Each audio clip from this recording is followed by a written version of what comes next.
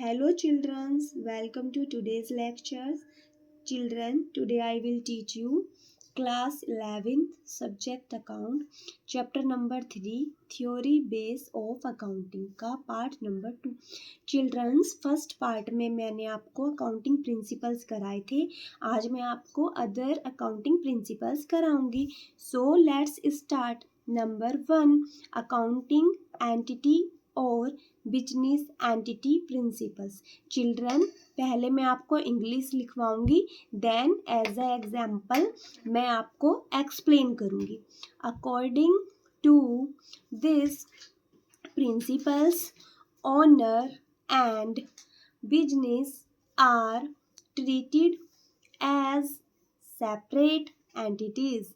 ठीक है, इस प्रिंसिपल में ये बताया गया है कि जो बिजनेस है वो अलग है और जो ओनर है वो अलग है. मतलब बिजनेस और ओनर दोनों क्या हैं, अलग अलग होते हैं. ठीक है, जैसे एज अ एग्जाम्पल मैं एक्सप्लेन करूँगी. अब ओनर जो है, ओनर को हम क्या भी बोलते हैं, प्रोपराइटर. ठीक है, ओनर ने बिजनेस स्टार्ट किया. ठीक है, ओनर ने बिजनेस स्टार्ट किया, तो ओनर ने जब बिजनेस स्टार्ट किया तो मनी इन्वेस्ट की. ठीक है, तो मनी जब ओनर ने इन्वेस्ट की बिजनेस में स्टार्ट करने के लिए तो उसको हम बोलेंगे कैपिटल. ठीक है, लेकिन कैपिटल क्या होती है, लायबिलिटी. कैपिटल क्या होती है, लायबिलिटी. लायबिलिटी क्यों होती है, क्योंकि ओनर ने इन्वेस्ट की बिजनेस में.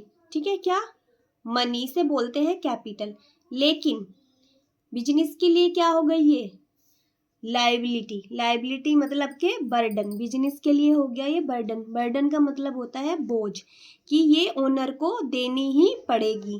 ठीक है, कभी कभी एग्जाम में क्या होता है, क्वेश्चन आ जाता है कि इस बात का प्रूफ दो कि जो कैपिटल होती है, ठीक है, कि बिजनेस और ओनर दोनों अलग अलग हैं. ठीक है, इस बात का प्रूफ दो. तो एग्जाम्पल दे देंगे हम, capital is treated as liability. ठीक है, अब बिजनेस क्या बोलेगा कि भाई आपने इन्वेस्ट की है मनी मेरे में, तो मेरे लिए तो वो क्या हो गई, लायबिलिटी, क्योंकि कैपिटल क्या होती है, लायबिलिटी होती है. तो अब बिजनेस कहता है कि भाई किसको, ओनर को, कि आप ओनर होगे, आप अपने घर के. ठीक है, कि तुम अपने घर के ओनर होगे, मुझे तो पैसा देना पड़ेगा जो आपने मुझ में इन्वेस्ट किया है. ठीक है, तो मेरे ऊपर तो क्या है, वो बर्डन है, लायबिलिटी है, इसलिए कैपिटल को क्या बोला जाता है, लायबिलिटी. ठीक है, number 2 point, money measurement principle. ठीक है, transactions and events that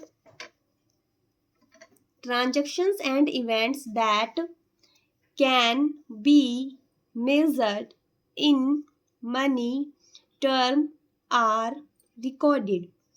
Accounting ignores qualitative aspects. इस प्रिंसिपल में हम ये एक्सप्लेन कर रहे हैं कि जो ट्रांजैक्शंस होती हैं अकाउंटिंग के अंदर, वो कौन सी रिकॉर्ड होती है, जिसमें मनी को मेजर किया जाता है, जो मनी में मेजर की गई हो. जैसे आपने क्या किया, हमने एक बिजनेस स्टार्ट किया. मैं एज अ एग्जांपल आपको समझाऊंगी. हमने कोई बिजनेस स्टार्ट किया. ठीक है, तो बिजनेस स्टार्ट करने में कर लिया, हम कुछ मशीनरी वगैरह लेकर आए, मशीनरी हमने परचेज की. ठीक है, तो जब हमने बिजनेस में मशीनरी परचेज की तो इससे क्या हुआ, हमारा प्रॉफिट बढ़ गया. ठीक है, तो हमारे बिजनेस में क्या हुआ, जो हमने मशीनरी परचेज की उसको क्या होगा, रिकॉर्ड करेंगे, क्योंकि मनी परचेज करी तो मनी इसमें इन्वॉल्व है. मनी परचेज करने में हमारा पैसा हमारे पास से गया. ठीक है, मशीनरी परचेज करने में, सॉरी, तो क्या हुआ, मनी इन्वॉल्व हुई इसमें, पैसा हमारे पास से गया.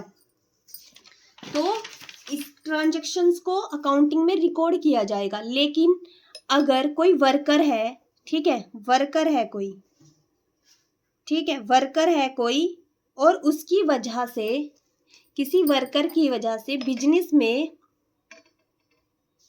प्रॉफिट हुआ. ठीक है। जो वर्कर जो है ये बहुत ज़्यादा हॉनेस्ट है, डिसिप्लिन है, हार्ड वर्किंग है, ठीक है। तो क्या होगा, इन सब चीज़ों को रिकॉर्ड नहीं किया जाएगा। वही चीज़ें रिकॉर्ड की जाती हैं, वही ट्रांजैक्शंस रिकॉर्ड की जाती है जो मनी में मेज़र की जाती हूँ, ठीक है। इसीलिए सेकंड पॉइंट क्या है हमारे, मनी मेजरमेंट प्रिंसिपल, ठीक है। इस प्रिंसिपल के अंडर वही ट्रांजैक्शंस रिकॉर्ड की जाती है जिसमें मनी इन्वॉल्व होती है, ठीक है। अब पॉइंट नंबर 3,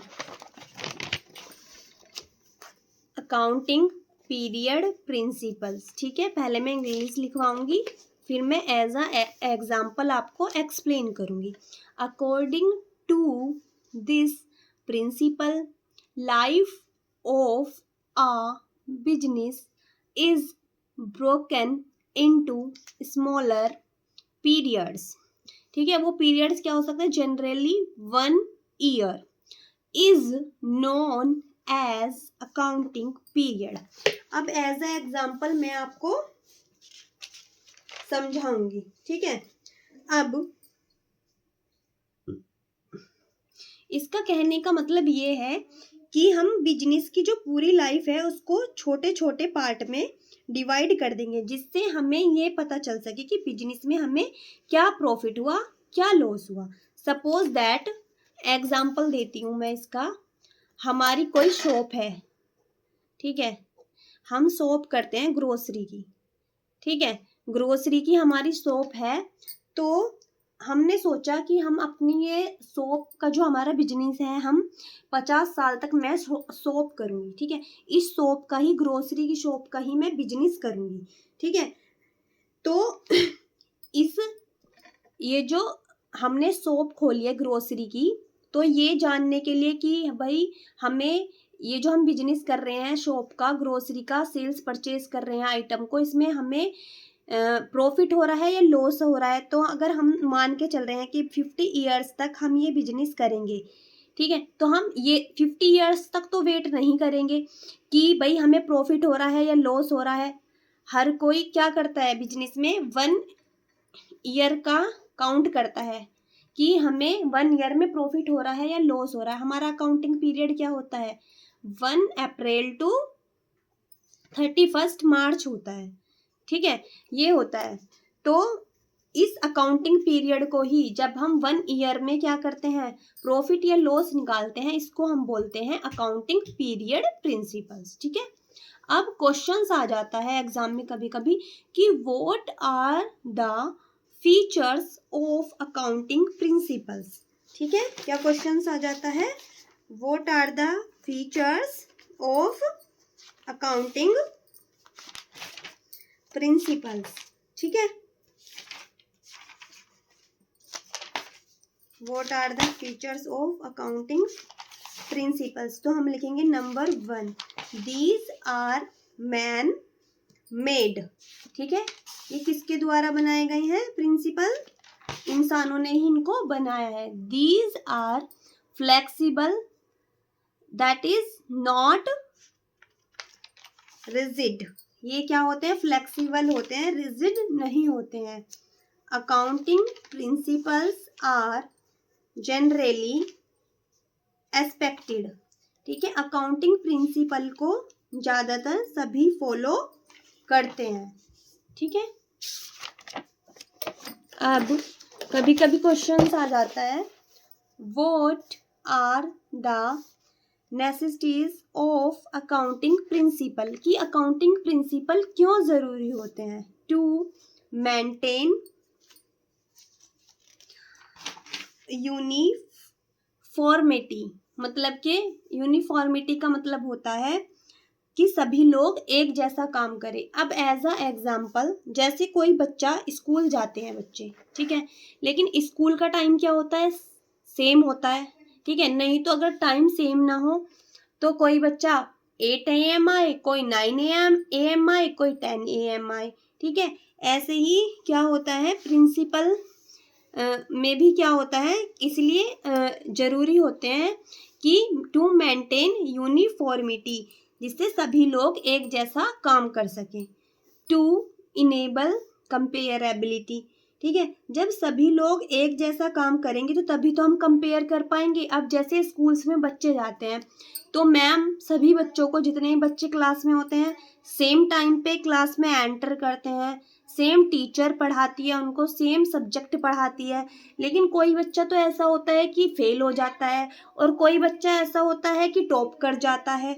तो क्या होगा, यही मैं समझाने की कोशिश कर रही हूँ। तो टू इनेबल कंपेयर एबिलिटी, कि जब सब लोग एक जैसा काम करेंगे तभी कंपेयर हो पाएगी, ठीक है, क्योंकि मैम ने तो सबको ही पढ़ाया, तो उन दोनों बच्चे में क्या हो गई, कंपेयर हो गई, एक तो फेल हो गया और एक ने टॉप कर दिया, ठीक है। Number third point, accounting information become useful only when accounting principles are followed. Accounting information तभी यूजफुल है अगर हम अकाउंटिंग प्रिंसिपल को फॉलो करेंगे। Thank you.